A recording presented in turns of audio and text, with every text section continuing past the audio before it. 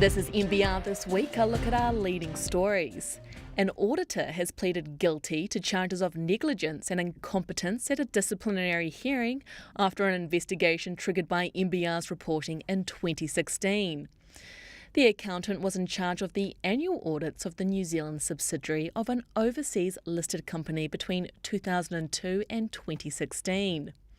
The identity of the accountant, his firm and the audit client were suppressed, at least at this stage by the disciplinary tribunal of the New Zealand Institute of Chartered Accountants.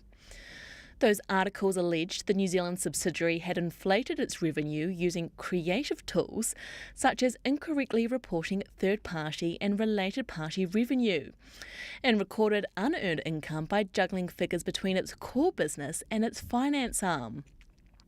A key part of the case against the accountant was the allegation that he failed to identify and/or evaluate the significance of his long association with the New Zealand subsidiary and the threat that posed to his independence.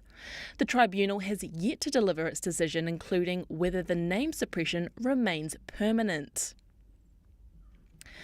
The Financial Markets Authority and Reserve Bank's joint review into the conduct and culture of New Zealand banks, spurred by shockingly bad behaviour found at banks in Australia, found weakness in governance and management of conduct risk within the country's banking sector. The regulators found some issues related to poor conduct by bank staff. The 11 banks reviewed account for 99% of New Zealand household deposits.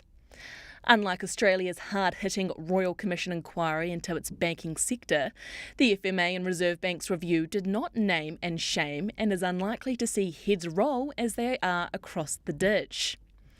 This has led to criticism from some corners of the market that the inquiry did not go far enough.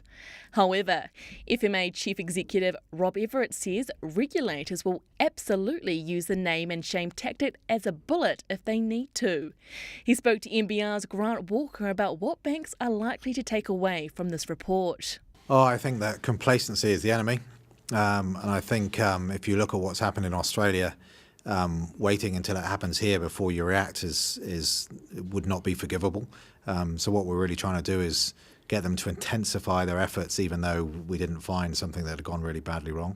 Ebert construction directors Nigel Foster, Calvin Hale and Mike Phillips have written to creditors arguing the liquidator appointed by its shareholders should not be replaced.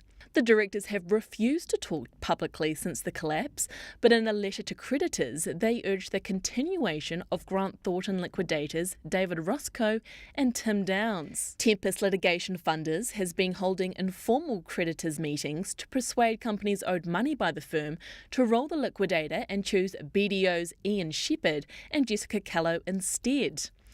Tempest, whose director is liquidator Damien Grant, bought debt from other creditors, enabling it to have a say in meetings and influence the creditor vote. Meanwhile, receivers at PwC have faced opposition from one subcontractor who is owed $500,000 as they continue with a court application over Ebert's retentions fund. PwC receivers want the court to approve its distribution plan so it can pay out 75% of $3.7 million held in retentions to subbies before Christmas. 36 lobbyists have swipe card access to Parliament, and the Green Party wants their names put on a public register. Many are representatives from the various political parties in Parliament, contractors and government officials. But Greens co-leader Marama Davidson says her party would like parliamentary access for lobbyists to be revoked, so everyone has equal access. She believes a register of lobbyists will help reassure the public its interests are being looked after. We don't want to end up having to drain the swamp at all, and so it's just about having a system where public can have confidence of who is saying what to whom. Medicinal cannabis startup Hikurangi Enterprises denies it's counted its seedlings before they flowered when it lured unwitting investors in on the basis of a deal that hasn't happened. The company, which was the first in New Zealand to secure a licence to cultivate medicinal cannabis, announced at the beginning of the year it had signed an agreement to work with Rhizo Sciences, a Seattle-based cannabis industry development and distribution company. Hikurangi used the deal to appeal to institutional investors through an investment broker and then retail investors through a $2 million equity crowdfunding campaign via Pledge Me into Waiapu Investments. However, NBR has discovered that the Rhizo deal was never set in stone and has since fallen through. Hikurangi Managing Director Manu Kari says the company made it clear the deal was only a conditional contract and it couldn't guarantee what the price and production timeframe would be.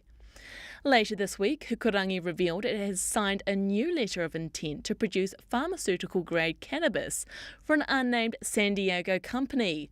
The company will not give any further details on the new supply agreement other than saying it's for larger volumes than the previous conditional agreement with Rhizo. And looking ahead to next week, Shoeshine looks at whether AMP is having a fire sale to avoid solving its problems, and shouldn't shareholders get a say? So for more on that and other stories, head to our website and have a great weekend. To unlock your 2 free articles a week, head to nbr.co.nz.